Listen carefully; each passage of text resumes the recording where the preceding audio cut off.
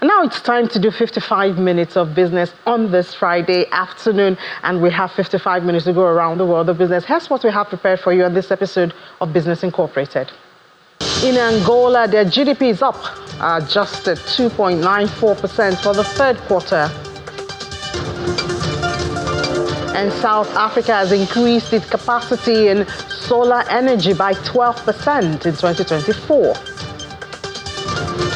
The African Development Bank is done with launching the Debt Management Forum for Africa. So what's next? The chief economist tells us.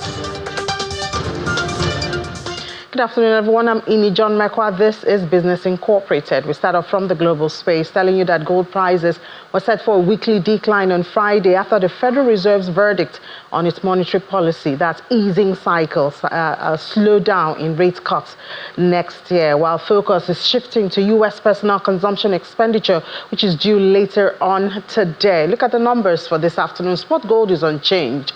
A bit of uncertainty on the mind of investors there. U.S. gold futures is up 0.1% at $2,611.30 per ounce. And then we move over to other metals around that, see what's going on with silver, for instance. Silver is headed for its worst week since December 2023. Spot silver fell 0.4% to $28.92 per ounce. Platinum also was down 0.3% for the week, $920.80. And palladium steadied unchanged at $906.47. Both metals were poised for weekly losses. Well, data showed that the United States economy grew faster than expected in the third quarter, while job loss claims also slipped more than anticipated, reinforcing expectations that the central bank will take a cautious approach to policy easing in 2025.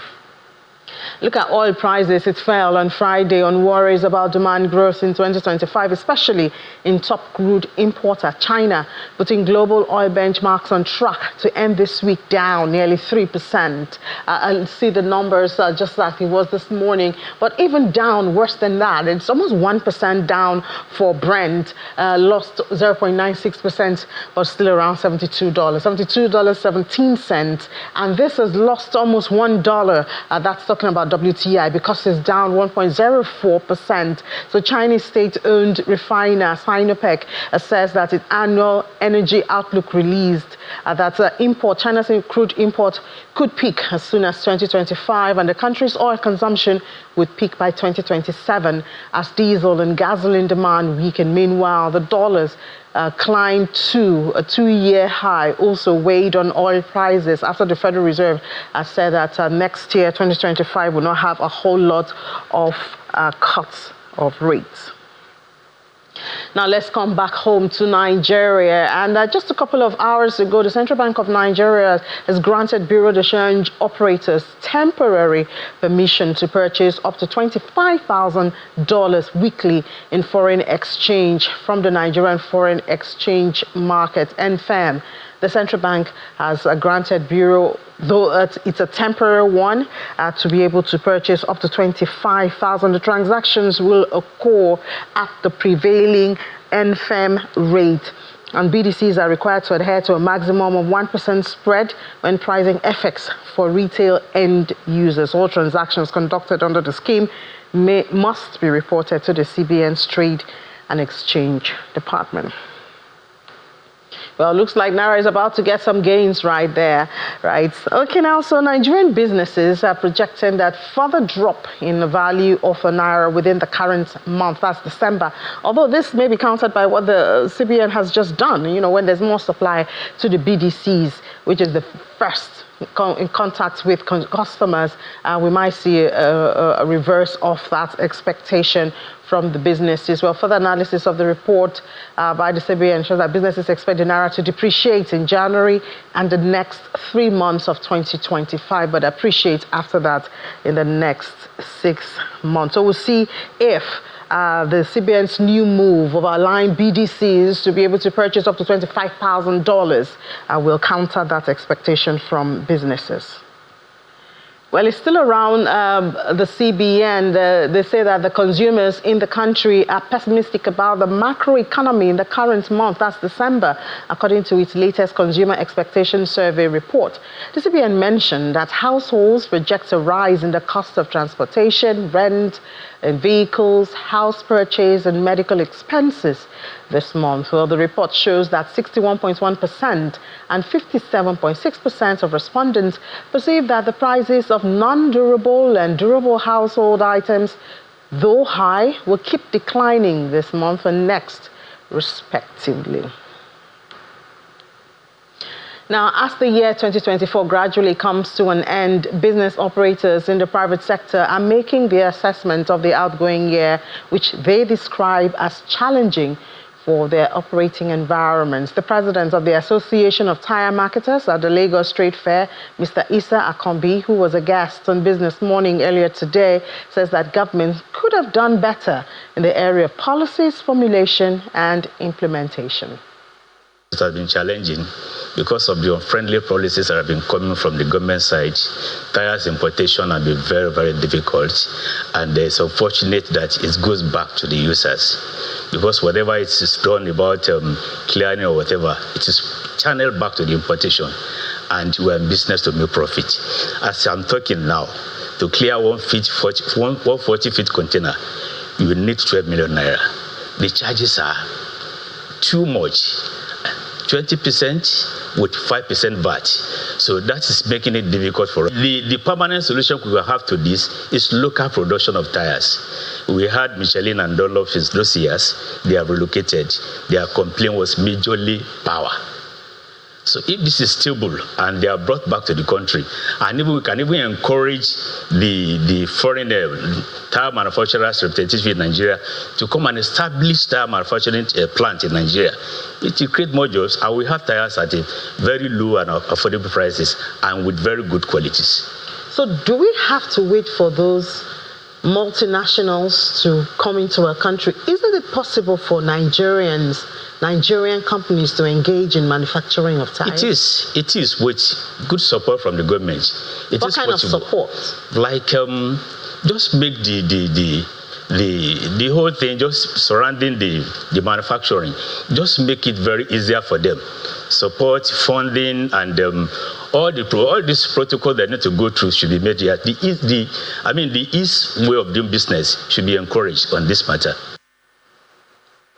So that was a conversation that we had this morning. Now, for our DSTV viewers, we have to hand you over to Rivers State Government. There's a flag off of Buguma, Abalama, Tema, Degema Road, Abonema Road. So the road is called Buguma, Abalama, Tema, Degema, Abonema Road. It's in Rivers State. The flag off is now going to be conducted by the governor of Rivers State, Governor Siminalayi Fubara. So that's for our DSTV viewers, but for our viewers from the UK platform as well as the local platform, we're still here on Business Incorporated. And if you're watching online and would like to stay with Business Incorporated, just switch to the next window on the YouTube and you would see us right here.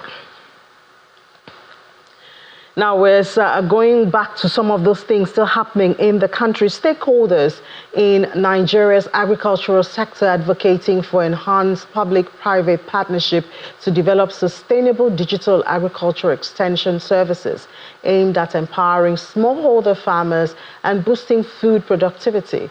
The call for collaboration was highlighted during a conference in Lagos organized by the Bill and Melinda Gates Foundation and the African Forum for Agricultural Advisory Services. Focus on soil health. The stakeholders strategic meeting brought together key players from the public, private and development sectors to explore collaborative pathways aimed at transforming the agricultural landscape in Nigeria. The event underscored the urgent need to establish strong public-private partnerships for sustainable digital agriculture extension services. You might have good soils, you might have good seeds, you might actually have access to markets on the other hand. You might have cross-cutting, a cross-cutting climate play, but if you do not have advisory and extension systems that are effective, that are accessible to the people that need it, then all of your research and innovation goes to waste. Develop so-called Presentations from various experts provided valuable insights and validated findings that will inform a proposed public-private partnership extension service model.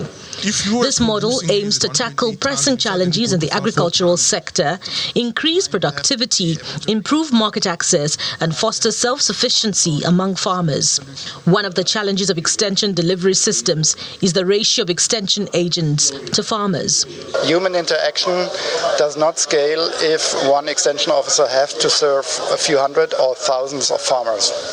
So the issue is really if we can provide digital services that are fully automated, and that's exactly the value proposition of artificial intelligence, because it's generating text and voice output that can be utilized for advisory. You are talking of let's say extension advisors who are private sector, but they are input dealers who get money out of input, but they provide bundle services to other, let's say in digitalization and other areas as well. Over the course of 2 days, participants engaged in thought-provoking discussions. The focus remained on developing collaborative solutions that are not only sustainable, but also scalable. Digitalization has almost come into every facet of our lives, including agricultural extension. And there have been so many proliferation of apps and ICT components in agricultural extension. But essentially, the government needs to take a place in working policies and strategies to ensure we have a seamless system. Organizers hope that the insights gained from this meeting will play a crucial role in shaping future strategies to support smallholder farmers and enhance food security in Nigeria. Yeah, well, the struggle to get food security in Nigeria is still on, a contribution there by the Bill and Melinda Gates Foundation. Now, this week actually, we had the African Development Bank Group launch the Debt Management Forum for Africa. As we know, the issue of debt on the continent has many sides to the conversation, from the issue of debt transparency, the productive use of debt. So now even the creditors' transparency, and then the issue of rating. Who's rating the African countries? What perspective do they have? What information is available to them? Well, this is supposed to be handled by that Debt Management Forum for Africa. It's supposed to be a meeting for African countries to sit down and tell themselves the truth and way forward. Well, I had to sit down with the chief economist of AFDB, Professor Kemi Nurama, and he shared with us how they hope this could work. This here is the interview. The issue about creditor transparency is fundamental, because if we have transparent creditors, we're not going to have opaque loans and discussions that are not really transparent. There are contracts that are not really very transparent. So that creditor transparency issue is a very important aspect. But again, that can only happen when our officials, debt management officers, the finance ministers, central bank governors, budget and planning, and so on, are well averse with what it takes to have a better, clear negotiation of their debt, and also in their discussion with creditors to know what to ask for, when to ask for it, and how to ask for it. Because if we demand transparency from our creditors, then they have no options than to be transparent. Because again, let's not forget that creditors thrive on the interests that we pay them as if you are the debtor. So in that case, the more the creditor can make money off you, I mean, if you leave that loophole, they will make money because they're in the market to make money. But then it is us as Africans that should be able to demand that transparency and not do below the table deals with creditors, and make sure that we engage the right experts whenever we're negotiating our loans, so that we get the best deals that is necessary for us. But also, moral justice demands that we don't become vulture lenders. in terms of taking advantage of countries who are in their fiscal needs and lack the capacity to negotiate better. So it also calls on creditors to do business the right way and not prey on the ignorance or lack of capacity of many African countries. But from the African Development Bank Group, my perspective is always that we as Africans need to up our game. And that is why the launch of the Public Financial Management Academy, that is why the launch of the Macroeconomic Policy Management Academy and the Public Service Delivery Index, which we are going to be launching at the forthcoming AU Summit in Addis Ababa. So the point here for me is that there are several instruments that have been created by the African Development Bank to help countries address not only the debt issue, but many of our development challenges. It behoves on us as Africans to take it seriously. And that is why, of all the initiatives we have, this Debt Management Forum for Africa is very dear to my heart, because my thinking is to create a space where Africans can talk frankly to each other, hold each other accountable. My expectation is that we'll reach some agree on a communique after this meeting by the debt managers, by the finance ministers and central bank governors. And in the next forum, we check how far we've gone. Because one of the things in Africa is that we love attending conferences, we love going for negotiations, we discuss, we talk. Africa is the most discussed continent in the world, as far as I can understand. And then we have all those discussions. Sometimes resolutions are made, but we do not follow up. Implementation, implementation, and implementation.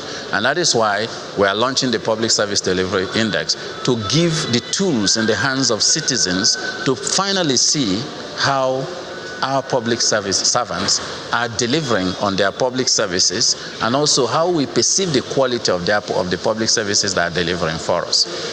And that will allow us as citizens of Africa to hold ourselves and our leaders accountable for what they do. And then one of the highlights for me of this recent months is also what happened here in Abuja on the 10th on the 30th of November 2024, right here at the Central Bank of Nigeria, where the Minister of Finance and the Central Bank Governor hosted all the other ministers of finance and central bank governors and their technical experts in the AU Technical Committee on Finance, Monetary Affairs, Economic Planning, and Integration. And we considered two major landmark initiatives. One being to set up an Africa Financing Stability Mechanism, AFSM. That AFSM will be a tool to help address most of the issues we have been discussing here. A new institution that is going to help in addressing debt refinancing in Africa by African governments themselves. And that way, you know what it will mean if you are running to your neighbor instead of to a distant creditor. It's why you came again? Why the same you? You know, that peer pressure will help to put probity and prudence in how we relate with that on the continent. For me, the landmark thing is having the STC approve the proposals and the statutes for the proposal for operationalization study report, which we prepared for the AFSM, and the statutes for establishing the Africa Monetary Institute for presentation to our heads of states at the summit in 2025, February 2025. So I would like to live to see a day when Africans are now able to handle their monetary policy issues at home and their fiscal policy challenges at home, and only go out when there are things we have tried to resolve and we cannot resolve. Then we reach out to partners. The relationship we have now is that for every little fiscal stress, every little liquidity challenge, there's that tendency of thinking, oh, let's go outside to get support. And if we're able to do that internally, I think we're setting the rubrics for Africa to finally become economically stable, and build more resilient economies for our future generations. So, looking at the continent and all of these efforts, getting Africans to actually implement it is another side of the story. So, what can we expect, when it comes to the issue of implementation after all the beautifully crafted ideas? The Debt Management Forum for Africa is set up to do one single thing, and that is to create a forum for Africans to have deep, frank, and brutal conversations around the issues about debt and debt vulnerabilities in Africa. And the reason is very clear. We've had several cases where we had debt forgiveness, like the HIPC, but still, few years down the line, we are still having now 20 African countries that is either in high risk of debt distress or already in debt distress. So, and debt soaring by about 170% since the year 2010. These are not trends that we can gloss over, because this has implications for debt refinancing. It has implications for debt repayment and debt servicing, which is taking about almost 13% of Africa's gross government revenue, taking resources away from the core business of governance, which is to invest in human capital, to invest in infrastructure, to invest in education and health and other things that will create growth for the continent. So we seem to be locked in this vicious cycle where we have high borrowing costs for several reasons we discussed today and yesterday, but we also have high vulnerabilities because our fiscal space is small and that repayment is difficult, and because of that, when the repayments falls due, countries scramble to use resources that should be used for core business of government for servicing debt. So that recurrent refinancing risks is a major challenge for the continent. So why I gave this background is that our expectation, that sets our expectation, because the Debt Management Forum is not a standalone initiative. We started from establishing the Public Financial Management Academy for Africa, and that Public Financial Management Academy is meant to train African public servants, debt management officers, officials in the central banks and in the ministries of finance across the continent on the key principles of mobilizing revenue, public expenditure planning, sustainable borrowing, macro fiscal planning, but also transparency and audit issues to ensure that we borrow correctly.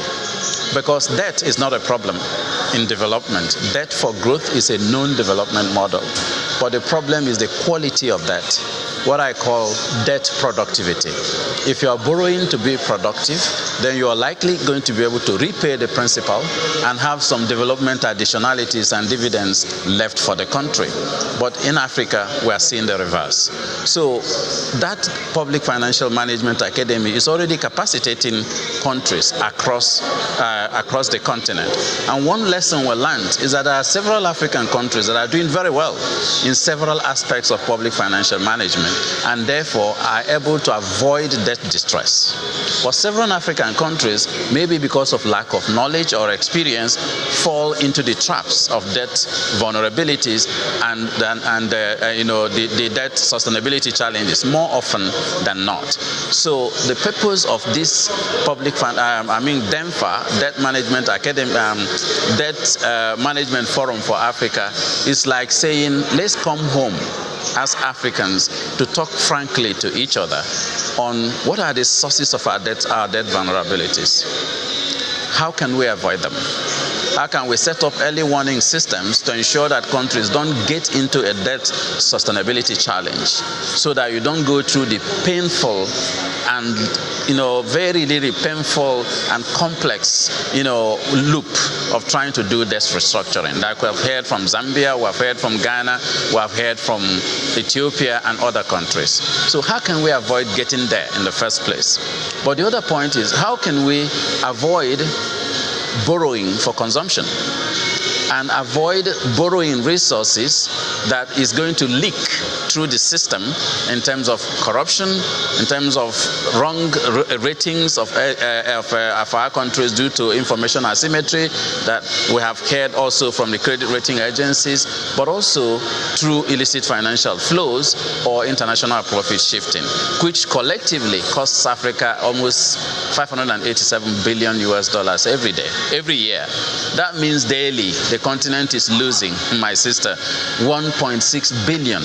Even today, yesterday, tomorrow, every day we are losing that amount of money.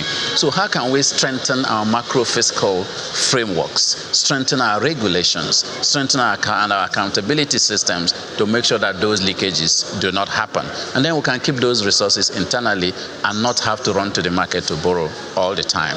So there are very, very many reasons why this debt management forum for Africa should just focus on that frank discussion among Africans in order to find homegrown solutions to our problems.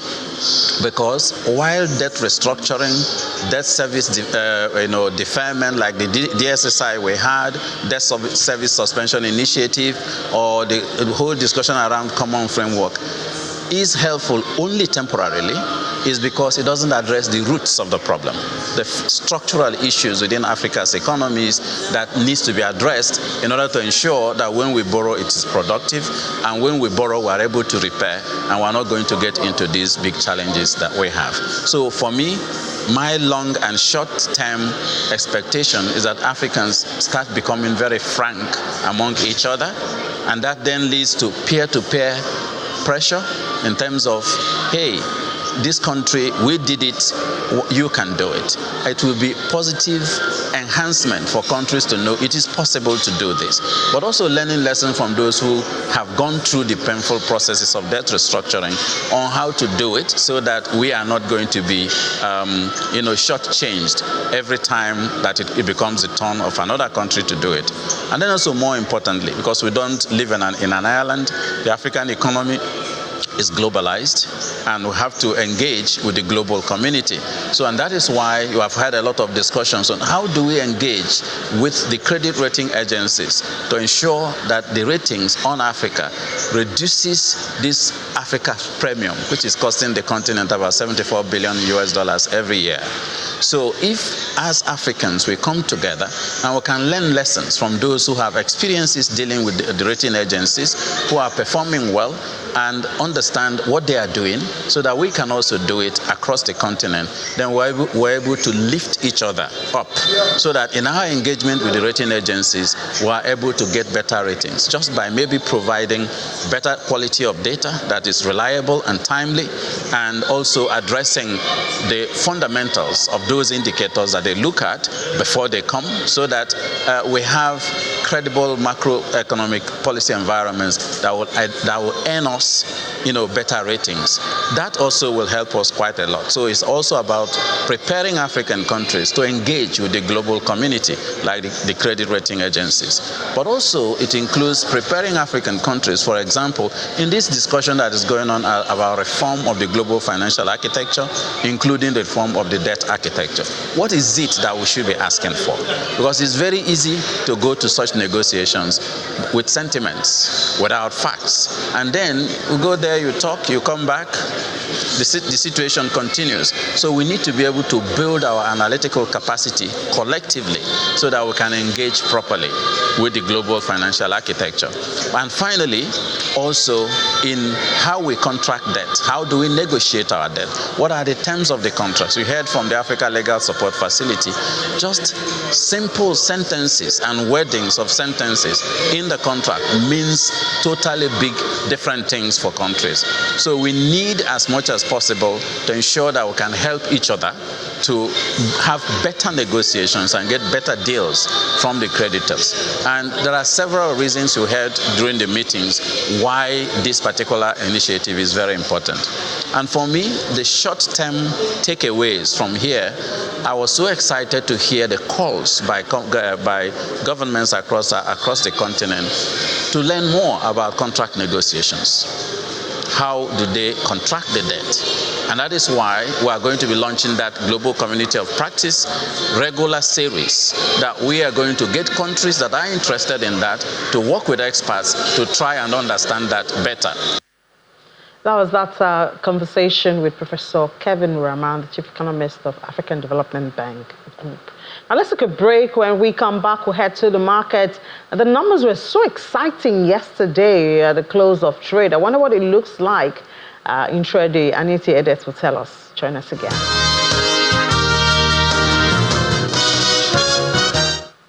Welcome back to Watching Business Incorporated on Channels Television. We now head to the markets now to look at intraday numbers. Anita Edet is here with those numbers. Anita, good afternoon. Yes, good afternoon, Ini.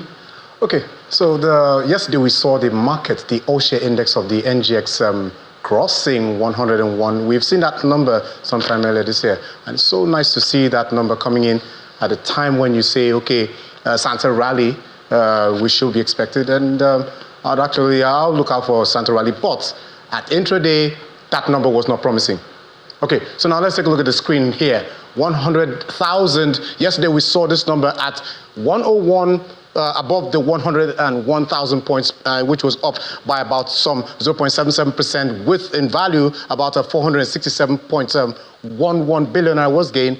But so far at intraday, this market, the number is retreating. This is about 1 hour ago where we saw the market pull back by 0.41%. Intraday market numbers, and then these numbers are still going back and forth. But we hope that it will be able to get back to that 100,000 points, 101,000 points. But so far, this is how the market closed. Yesterday, we also saw that the likes of Ardell and 45 other gainers were the one that advanced the market. So far, month to date is about 3.8%, and year to date is 35.41%. So the market is not, the domestic stock market is not doing pretty bad, to be on the safe side. It's actually among the top 20 best performers for 2024. And so far we have just about some 6 trading days left in the month of, in the year 2024.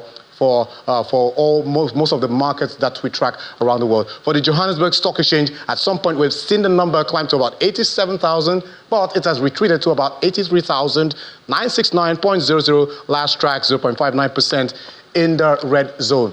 And for the other markets, most of the markets, it was slightly a mixed picture. For the close of Thursday's trading session, Nairobi Stock Exchange all-share index, that's for Kenya, was down 0.86%, but so far it's been able to cross into the 120 index point, but that's one of the lowest. When you take a look at the numbers and you do the contrast, all the other numbers here that you see are above 30,000, 20,000, but this is so far the lowest. And then the lone gainer there was a 0.08% increase on the side of the EGX 30 at 30,526.71. So that's a snapshot of the intraday market numbers for most of the major markets on the African continent. And so now from the equities markets, let's talk a bit about the fixed income markets, where we're going to do a review of this week and what to expect in the holiday thin trading session next week. We're going to be having just about 3 trading sessions for next week. But so far, for the fixed income market, at the bonds market, it was a bearish close for Thursday, and for the T-bills market was bullish, and for the OMO, it wasn't a bearish close for that market. But to give us more insight into this market, let's talk with Kola Komolafe, fixed income dealer with Access Bank. Thank you for joining us, Kola. Hi, that's compliments of the season. Okay, so now my first question will start with the yields. How have this different, the yields, maturities across the short, medium term and long term, have they moved this week? Yeah, so this week that has been relatively unchanged, really. It's been a very calm fixed income space because, you know, it's the yield-side period, so it's been quite calm. So we've not seen any change in the yield curve, but it hasn't really moved much, because you're seeing that investors or players in the market are basically just waiting to see cross over into you know, this week the budget was presented, and then there's a significant deficit that will need to be financed from the fixed income market. So you see that market players are just waiting to see what would happen there, because it seems like the high yields that we currently have on the fixed income space will be something that would continue. So this week it's been relatively just calm. Okay, so what are the implications of this movement for the economy and for investor sentiment? Okay, so what we've seen also is that investors are pretty much confident or they prefer to play in the short-term space. So because of there's a duration play there, you wouldn't want to lock in yields or rate for a very long term when there are expectations that yields could even go higher next year. For the NTB market, you have about 5 trillion naira that will mature just in Q1 alone. And I'd mentioned the deficit that will need to be financed from the fiscal side. So you would see that there will still be a lot of significant borrowings, and then yields could even go higher. So investors are just preferring to play in the short-term space so that as it matures, they can reinvest at much higher yields.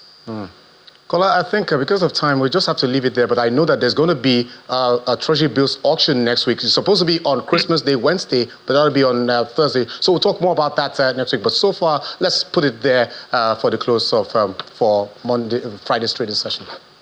All right. Thank you for having me, Adet. Okay. That was Kola Komolafe, fixed income dealer with Access Bank for the market numbers of the fixed income market. Okay, from Africa, as usual, to the Middle East, where we see mixed sentiments here. Only these two, which are trading for Friday, were in the green. And so far, we see lots of bargain hunting from investors across the Dubai and the Abu Dhabi index, both on the United Arab Emirates. 0.66% and 0.55%, quite a number that you can see almost matching on both sides of the indexes there. And for the flip side of the market, for the close of Thursday's trading session, we see the Saudi Arabia and the Qatari Stock Exchange both closing that day in the red. So they'll be resuming on Sunday. So far, this is how they close for Thursday's trading session in the red, 0.57% and 1.13% respectively. And from the Middle East, we move over to the United States, where we see most of the markets, they were in the red. This is coming as investors are expecting the personal consumption expenditure index report, which is the U.S. Fed's preferred inflation gauge. And this is coming after the U.S. Fed had announced its last interest rate cut on Wednesday, which was another 0.25% cut. So, but now this time, the investors are actually awaiting the release of this PCE index report, which is expected to coming at to rise by about 0.2% on a month-to-month basis, and then on an annual reading, it's expected to be about 2.5%, which is actually higher than what the Fed is already forecasting. But so far, for the Dow Jones Industrial Average, 42,000, it has climbed. At some point, we're celebrating the 40,000 level. But so far, it has crossed into the 42,544 index point, but in the red for ahead of the opening bell, 2:30 Nigerian time. So it is down about 0.59%. And for the S&P 500, it's also red, 0.80%. The NASDAQ Tech Heavies, 1.15%. Overnight, we saw the Dow Jones it was already in the red, maintaining about its longest losing streak since 1974. But so far, it was able to go in the gain territory. But for more details of Thursday's trading session, let's bring in our Washington correspondent, Maria Bird. The U.S. stock market slightly rebounded on Thursday as the Dow Jones was up at 0.04%, cutting a 10-day losing streak. And the S&P 500 was slightly down at 0.09% down. And the heavy tech NASDAQ was also slightly down at 0.1% under. This is clear that the U.S. stock market is responding to what many consider a hawkish interest rate cut at 0.25%. The Federal Reserve is stating that there will not be any interest rate cuts in 2025, and if there are any, there'll be very few. This is due to the fact that many are expecting inflation to continue to rise. This concern by the U.S. stock market has many wondering what will happen before the end of 2024. Our Washington correspondent, Maria Bird, giving us details of the trading session for Thursday on Wall Street. And finally, for the Asian markets, we see another red. So far, all the markets have been battered, and this is due to an array of factors there. First, we see from the Nikkei, which is Japan, it has retreated from 39,000 points. And this is coming as the country released its inflation number, which came in higher at about 2.9% in November against the 2.3%, which was last seen in October.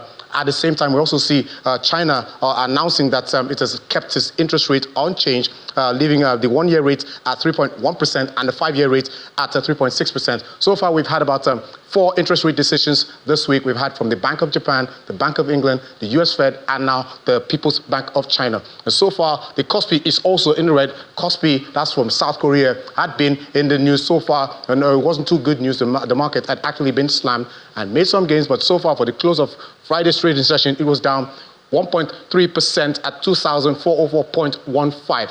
For the Hang Seng Index, it's also down 0.16%. And for the China Stock Exchange, where we see the Shanghai as well as the Nifty 50 India, all in the red, 0.06% for Shanghai, and for the Nifty 50 down a whopping 1.52% for the close of Friday's trading session. So, all the markets are bleeding for Friday's trading session. Yeah, even the crypto market is bleeding. I believe the revelation by the Fed that next year is not going to be a lot of soft landing, I think that is a major driver. So, Jerome Powell's announcement actually slammed the markets. So investors are actually kind of like wary. At the same time, the economic factors which is coming into play across many of these countries is also having an effect on especially China. Thank you so much, Anita. Pleasure. All right, let's head to Berlin now, where they've also had their own share. So since Monday this week, Europe's biggest car maker, Volkswagen, has been stuck in wage negotiation with a major trade union in Germany over its cost-cutting plans. Let's get the latest of this negotiation with Chiponda Chimbelu. Hi, Chip. Good afternoon.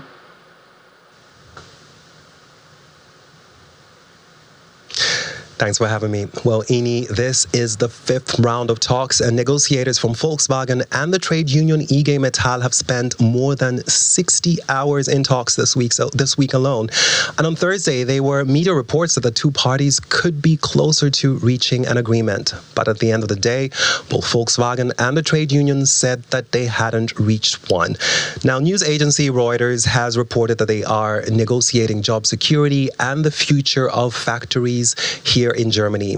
And other reports yesterday said that it appears that factory closures in Germany could be prevented. So it does look like progress is being made, and now talks are coming down to the wire.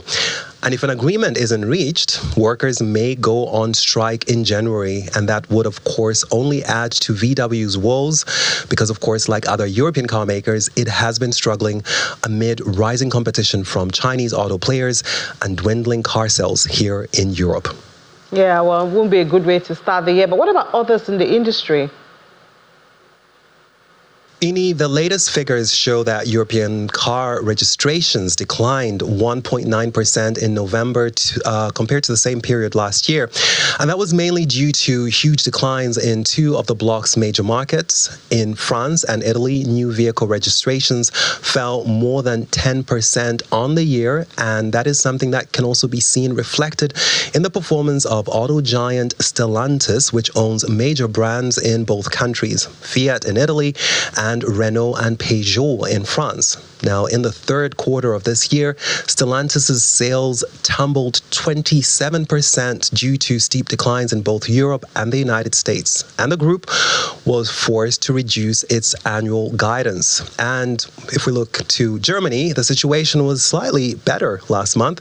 New vehicle registrations rose 0.5% on the year, but that couldn't have done much to help car makers. All of Germany's auto giants, Volkswagen, Daimler Chrysler, BMW, and Porsche have had to revise and adjust their guidances for this year. All right, let's turn to investors now. How's the market looking? Well, European markets are expected to trade lower today. Now, investors here are also alarmed that Republicans are not fans of Trump's big spending plans. So the U.S. government is, of course, facing a potential shutdown on Saturday if nothing is done.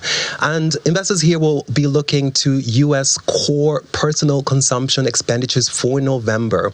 That, of course, could also move markets. Now, U.S. PCE data is one of the Fed's preferred gauges challenges of inflation and with upside risks to inflation back on the Fed's radar, the outcome could very well have a major impact on the markets at a time when, of course, activity is generally subdued as investors tweak their portfolios ahead of the new year. Indeed, tweak their portfolios. Thank you so much, Chip.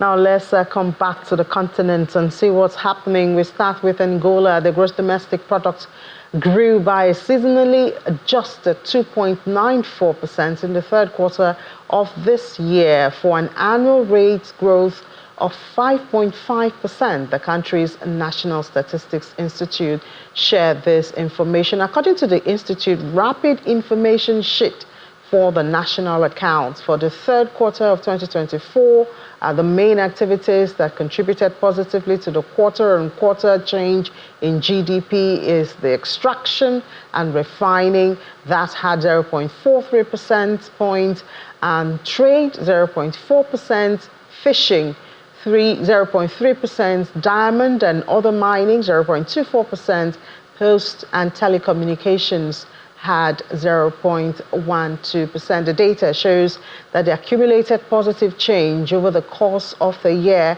compared to the same period in 2023 is mainly attributable to diamond, metallic mineral, and other mining, which had about 36.8%, transport and storage 14.1%, fishing 11.6%, electricity and water 7%.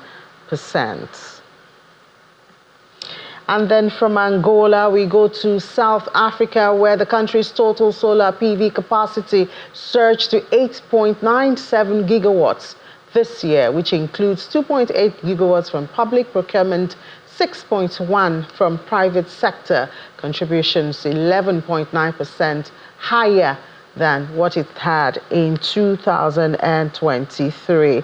And by October this year, South Africa had added 961 megawatts of private sector solar PV capacity, demonstrating the sector's resilience despite challenges, with almost 500 megawatts of utility-scale projects under construction. And Mauritania and European Union have signed a 100 million euro, that's about $103.6 million agreement aimed at promoting development and combating irregular migration. The agreement was signed during a meeting in the capital between Mauritanian Minister of Economy and Finance as well as the European Commission for International Partnership, Joseph Sikela.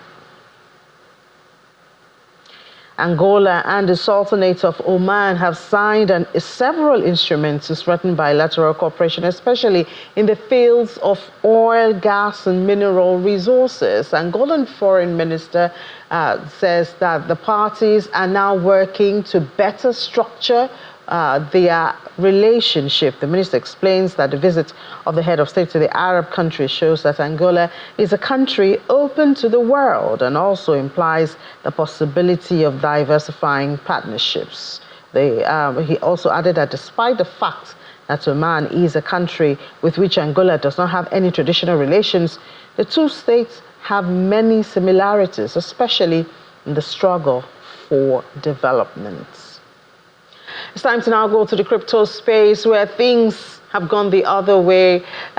Just barely days after I hit a new high, that's Bitcoin hit a new high, we've seen a drop to below 100,000. Been a dramatic week for Bitcoin this week, coming from more than 108,000 to now 94,000. I wonder which way it will go for the weekend, losing more than 7% in just a couple of, I think, 24 hours. That's why it's lost that. So it's a very red board. And I mean, anyway, Bitcoin goes, then we expect other coins to follow. So we see it so red. Let's have Rume. I wonder if this is just attributed to the Federal Reserve's announcement that next year, 2025, is not going to be as flexible as it was with the rate cut. Perhaps that is what. Maybe there's some other factors. Hi, Rume. Good afternoon. Good afternoon, Ini.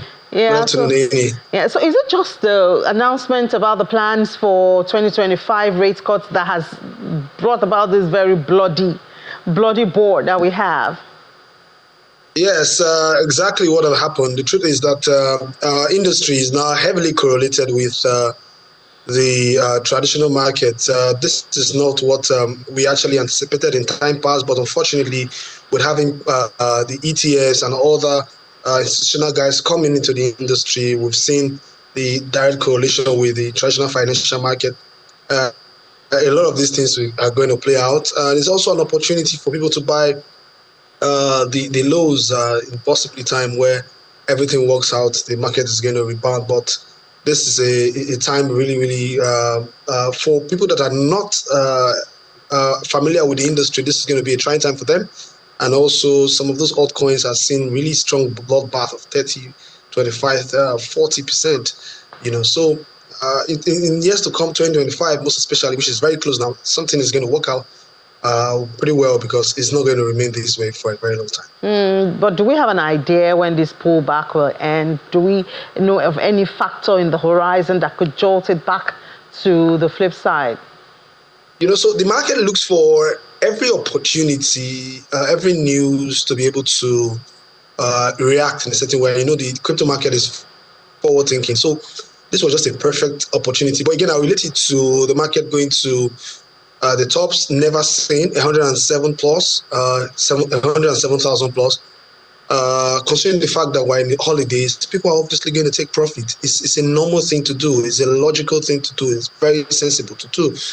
Where the market goes up, people usually take profit, except those that are novice buying the tops and selling the bottoms. The tops are opportunities for people to take profit, most especially now that it's holiday, to be able to do a couple of other things. Then when it goes down again to support, they begin to put some of those profit in to ride up all again. But the market always need for news to be able to buttress all of those points. So in the shortest period of time, it's usually very difficult for speculators to call the market, but this short time can be either way, going down and maybe going sideways. But in the long term, for some of us that are proponents of this industry and lovers of this industry, we're going to see huge movement considering what is going on in the world today with inflation everywhere.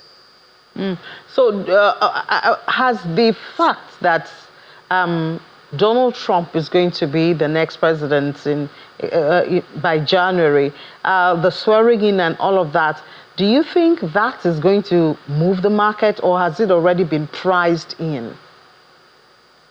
So ordinarily, I was thinking from an industry leader's perspective, I was thinking that the last election will be neck to neck, even though Trump is going to win because he has a very strong personality and he actually aligned with the cryptocurrency industry faster. But it turns out to be a landslide. You saw the market actually respond to that, and right about now, I think that we have actually exhausted that narrative of Trump.